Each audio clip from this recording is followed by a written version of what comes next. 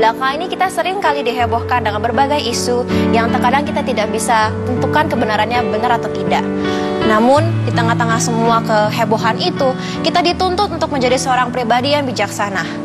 Nah, bagaimana caranya kita bisa menjadi pribadi yang bijaksana? Maka itu kita akan angkat satu tema, yaitu bijaksana versus bodoh, pada mimbar agama Katolik hari ini. Dan bersama saya Shelly, hanya di TVRI Media Pemersatu Bangsa.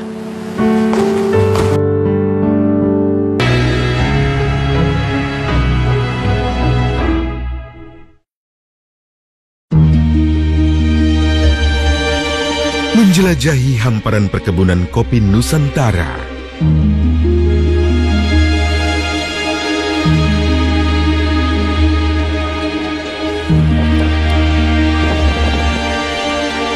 Menikmati pengalaman unik beragam sensasi kopi.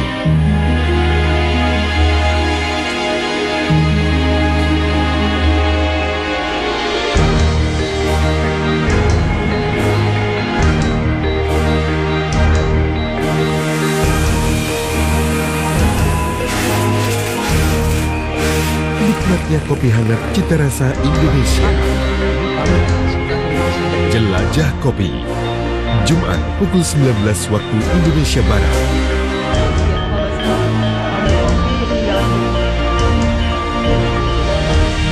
TVRI, Media Pemersatu Bangsa.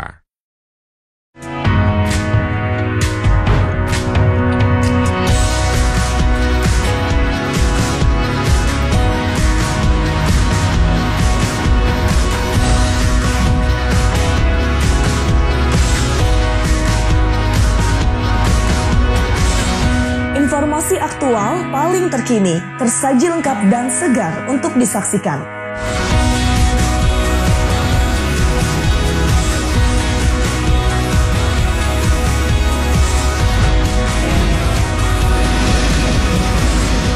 Peristiwa yang terekam setiap harinya menjadi rangkaian berita yang membuka wawasan dan bisa dipercaya.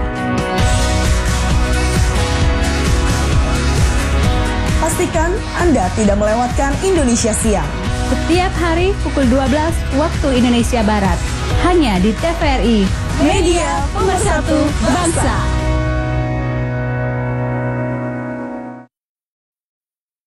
Hingga saat ini, vaksin COVID-19 belum ditemukan. Namun bisa dicegah dengan imunitas tubuh yang baik. Menular melalui droplet atau percik liur, memiliki gejala berupa demam, batuk, dan sesak nafas. Cuci tangan pakai sabun di air mengalir secara berkala. Jangan sentuh muka sebelum cuci tangan. Gunakan masker jika sedang sakit. Tetap tenang dan jaga kesehatan agar terhindar dari COVID-19.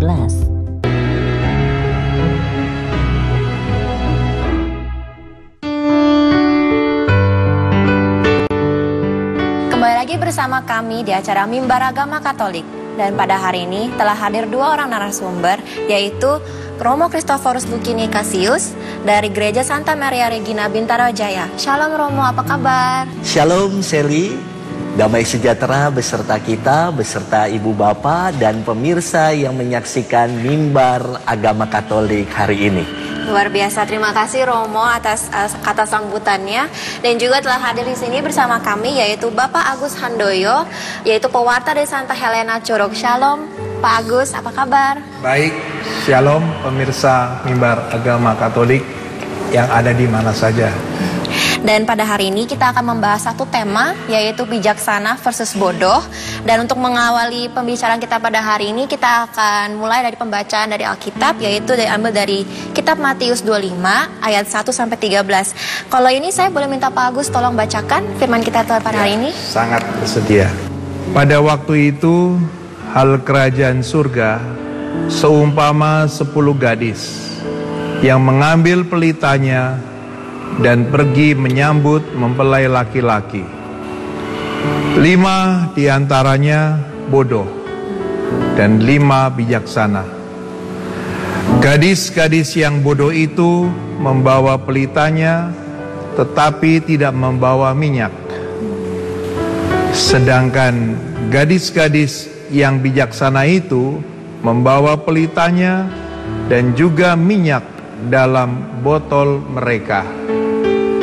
Tetapi karena mempelai itu lama tidak datang-datang juga, mengantuklah mereka semua lalu tertidur. Waktu tengah malam terdengarlah suara orang berseru, "Mempelai datang, sambutlah dia."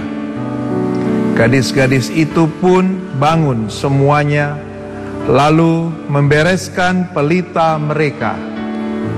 Gadis-gadis yang bodoh berkata kepada gadis-gadis yang bijaksana, "Berikanlah kami sedikit dari minyakmu itu, sebab pelita kami hampir padam." Tetapi jawab gadis-gadis yang bijaksana itu, "Tidak, nanti tidak cukup untuk kami dan untuk kamu. Lebih baik kamu pergi kepada penjual minyak dan beli di situ." Akan tetapi waktu mereka sedang pergi untuk membelinya, datanglah mempelai itu dan mereka yang telah siap sedia masuk bersama-sama dengan dia ke ruang perjamuan kawin. Lalu pintu ditutup. Kemudian datanglah gadis-gadis yang lain itu dan berkata, "Tuan, Tuan, bukakanlah pintu bagi kami." Tetapi ia menjawab, "Sesungguhnya aku berkata kepadamu, aku tidak mengenal kamu. Karena itu, berjaga-jagalah, sebab kamu tidak tahu hari maupun saatnya." Demikianlah sabda Tuhan. Terpujilah Kristus. Nah, terima kasih banyak Pak Agus atas pembacaannya. Kira-kira dari pembacaan kitab kita pada hari ini, apa ya yang kita bisa petik dan kita bisa aplikasikan dalam kehidupan kita sehari-hari? Iya, Sally, Bapak Agus, juga Ibu Bapak, saudara-saudari yang dikasihi Tuhan, firman Tuhan hari ini sungguh sangat indah. Beberapa waktu ini kita dihebohkan dengan viralnya COVID-19, coronavirus disease, yang udah menjadi pandemi atau menjadi wabah global. Bahkan lebih kurang data di WHO nyaris 100 negara yang sudah terdampak akan virus ini. Saudari-saudaraku, beberapa waktu ini di WhatsApp grup dan di mana-mana dibicarakan soal isu COVID-19 ini. Yang luar biasa adalah banyak umat yang bertanya kepada saya. Mereka bertanya demikian, "Romo, kenapa di gereja Romo masih ada air suci?" Itu sarana penyebaran virus corona.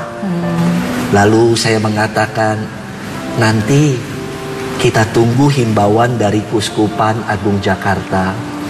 Namun saudara-saudari ini rasanya tidak sabar. Bahkan beberapa sesudah jalan salib ada yang saya lihat, mereka menggunakan tanda salib yang adalah tanda kemenangan kita sebagai orang beriman. Mereka mencucukkan jarinya di air suci. Ini air suci ya. Mencucukkan tangannya di air suci, tapi membuat tanda salib bukan dengan tangan yang telah dicelupkan air suci. Mungkin karena takut virus corona ini, ia menggunakan malah bahu-bahu di jari-jarinya. Dia membuat tanda salib dengan demikian, dalam nama Bapa dan Putra dan Roh Kudus, amin. Persis di sebelah saya. Oh iya. Padahal saya di situ dan saya membuat tanda salib besar-besar di sebelah dia. Saudari-saudaraku, padahal itu air suci, ada kata suci. Tentu Kuskupan Agung Jakarta memberikan himbauan tetap disediakan air suci. Umat silakan ingin mempergunakan ataupun tidak. Tapi buat saya, pengalaman beriman yang menjadikan kita takut, diliputi kekhawatiran, kecemasan yang berlebihan. Pengalaman iman itu akan menjadi kerdil. Iman kita harus membebaskan. Ada lagi yang bertanya kepada saya, "Romo, kenapa di gereja Romo masih memakai salam damai? Itu kontak fisik langsung, sarana penyebaran virus corona." Saudari-saudara, Salam damai pun diberikan himbauan dari Kuskupan Agung Jakarta. Silakan yang memang nyaman dengan cara itu. Tetapi kalau tidak nyaman, silakan menggunakan cara macam namaste. Dengan tersenyum, tapi tetap mau memberikan sebuah damai kepada orang lain. Kita mau membagikan damai itu. Poinnya adalah, ibu bapak, saudari-saudara yang dikasih Tuhan, dan pemirsa dimanapun Anda berada, pengalaman beriman kita adalah seharusnya mengajak kita untuk bertumbuh, untuk memerdekakan kita sebagai orang-orang yang percaya kepada Tuhan. Kalau apa yang ia buat pasti adalah yang terbaik, pasti akan indah pada waktunya. Wah, kayaknya banyak sekali yang bisa kita bicarakan hari ini ya Romo. Terima kasih ya untuk introduction-nya. Dan tapi kita harus jeda sejenak, maka dari itu jangan kemana-mana, tetap di Mimbar Agama Katolik, hanya di TVRI, Media Pemersatu Bangsa.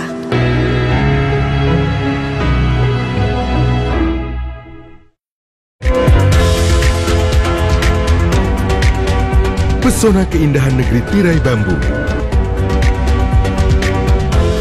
keelokan wisata non eksotik,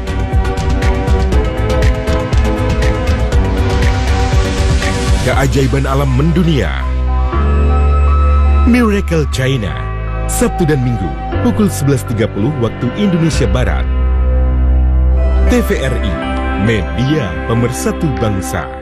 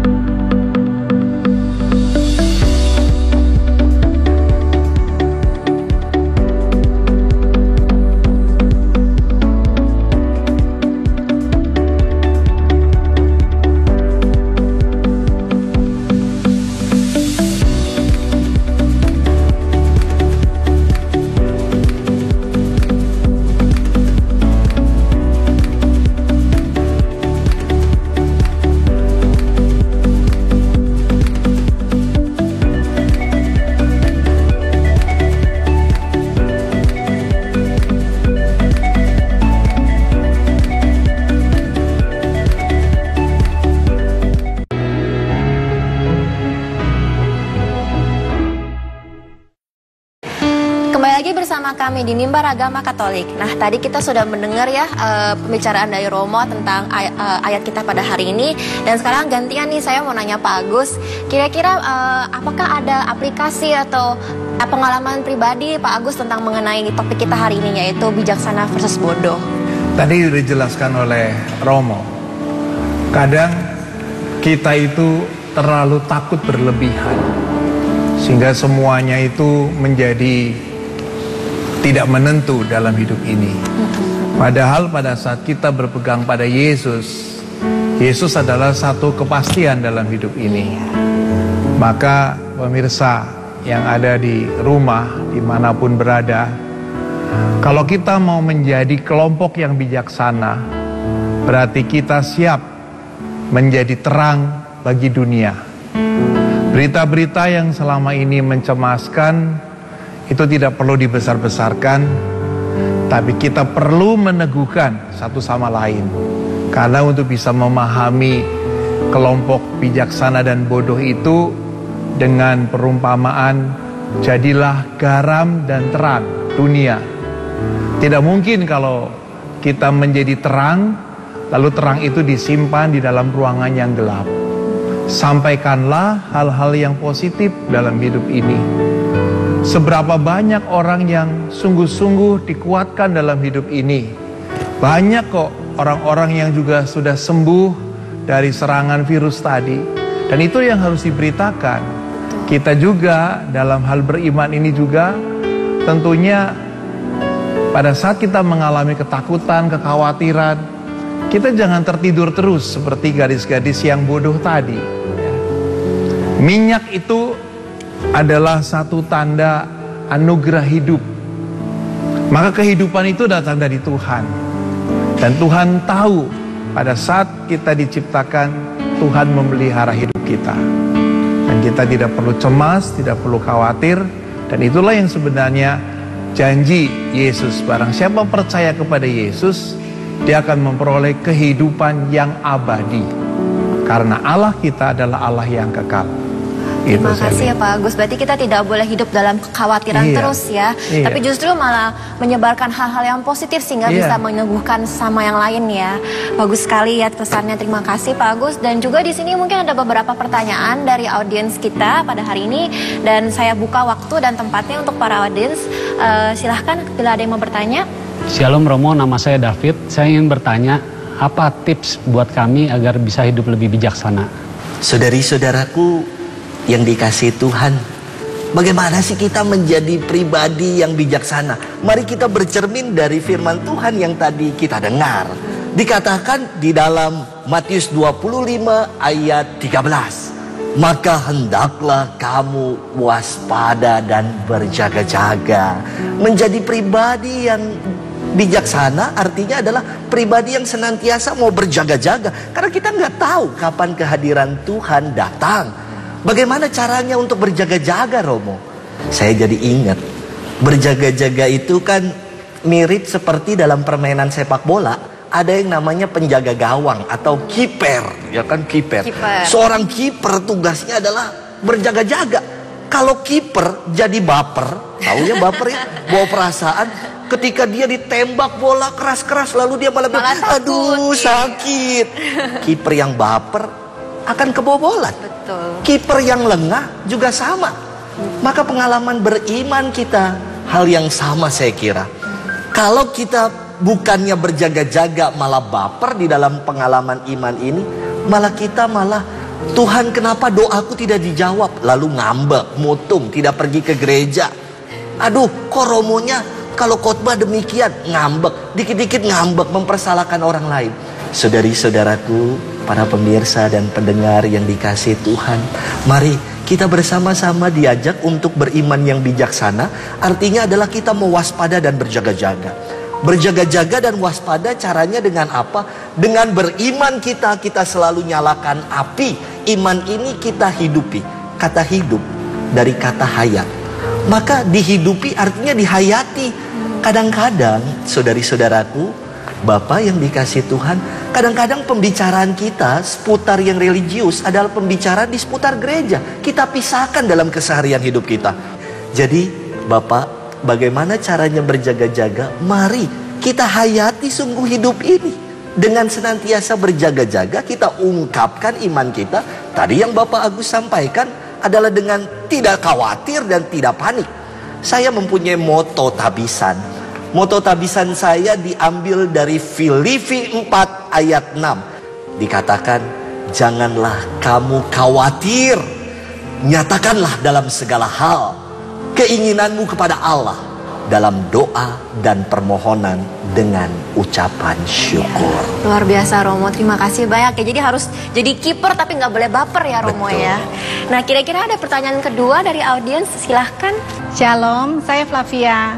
Saya mau bertanya, apakah yakin dengan iman kepada Yesus kita menjadi orang yang benar?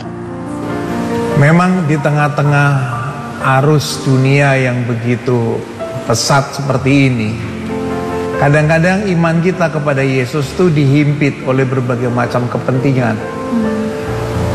Saya sendiri tinggal dalam lingkungan yang notabene bukan orang-orang yang seiman.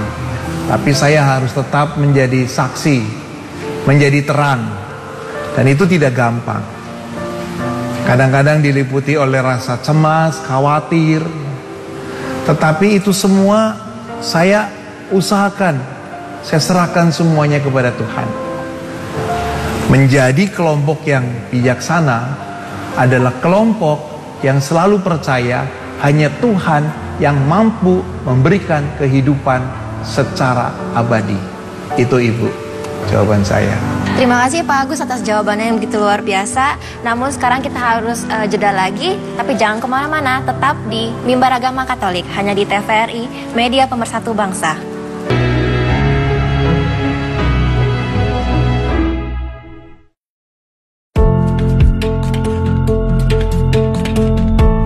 Wabah virus corona telah menjangkau lebih dari 70 negara termasuk Indonesia.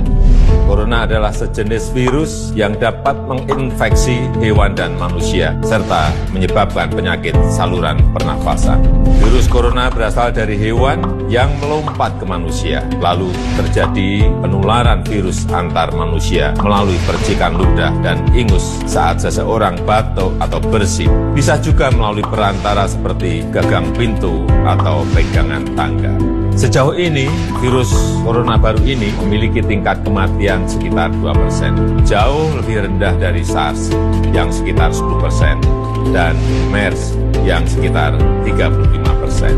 Indonesia telah mempersiapkan diri menghadapi wabah global virus corona ini. Semua bandara dan pelabuhan telah dilengkapi dengan thermal scanner.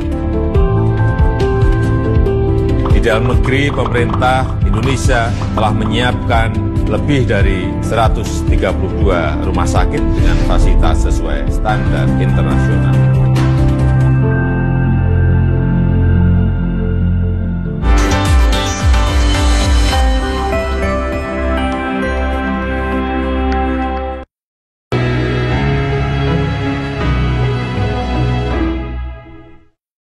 Nah, kembali lagi bersama kami di Mimbar Agama Katolik, dan pada hari ini kita membicarakan suatu tema yang sangat-sangat bagus dan relevan dengan kehidupan kita sehari-hari, yaitu bijaksana versus bodoh.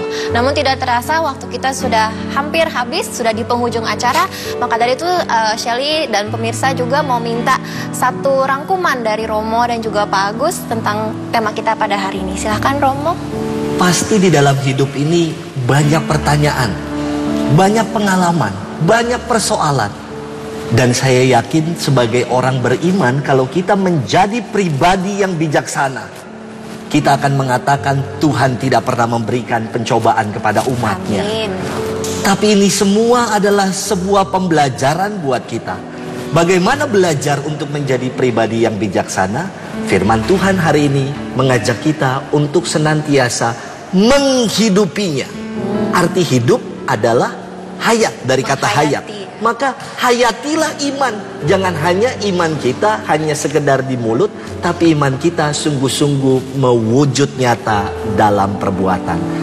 Nah, kira-kira Pak Agus ada yang mau ditambahin dari rangkuman Romo? Baik, tadi Romo bilang harus belajar. Hasil dari belajar itu adalah cerdas. Maka menjadi orangnya bijaksana adalah orang yang cerdas. Cerdas secara spiritual itu berarti kita dari hari ke hari dengan meningkatkan hidup doa kita, dengan membaca kitab suci. Hasilnya kalau kita sudah cerdas, kita semakin peka apa yang Tuhan kehendaki. Dan Tuhan menghendaki hanya satu, biarlah hidup kita menjadi semakin hidup. Tuhan memberkati kita semuanya. Nah, sebagai untuk penutup acara kita pada hari ini, boleh nggak Shelly minta Romo untuk doa penutup buat kita semua? Mari kita siapkan hati kita, kita berdoa di dalam nama Bapa dan Putra dan Roh Kudus. Amin. Ya Allah yang Maha Murah, kami mengucap syukur untuk warta kabar sukacitamu yang mengajarkan kami untuk senantiasa menjadi pribadi-pribadi yang bijaksana, pribadi-pribadi yang mau belajar, terutama belajar dari apa yang menjadi firman-Mu sendiri. Semoga iman yang kami hidupi semakin bertumbuh dan berbuah, dan buahnya itu manis rasanya. Semoga di dalam hidup ini kami tiada henti, boleh menjadi berkat dan berbagi berkat kepada sesama. Maka Tuhan, sertai kami selalu, dan semoga berkat-Mu turun dan tinggal bersama dengan kami, juga keluarga-keluarga kami, juga mereka yang kami doakan, di dalam nama Bapa dan Putra dan Roh Kudus. Amin. Amin. Terima kasih Romo atas doa penutupnya. Dan demikianlah tadi pembahasan kita pada hari ini yang bertema bijaksana versus bodoh. Dan saya mewakili pemirsa juga ada di sini mengucapkan terima kasih yang banyak bagi Romo Luki dan juga Bapak Agus Handoyo. Terima kasih telah datang ke sini meluangkan waktu untuk kami dan memberikan pembahasan yang begitu sangat bermanfaat. Semoga ini semua bisa berguna bagi kami di rumah-rumah juga. Dan juga saya ingin berterima kasih buat para audiens yang hadir di sini dari komunitas peduli kasih Jakarta. Terima kasih telah datang. Dan juga saya Shelly pamit undur diri. Namun jangan kemana-mana, tetap saksikan Mimbar Agama Katolik di episode selanjutnya hanya di TVRI, Media Pemersatu Bangsa. Shalom, terima kasih ya. Mari semua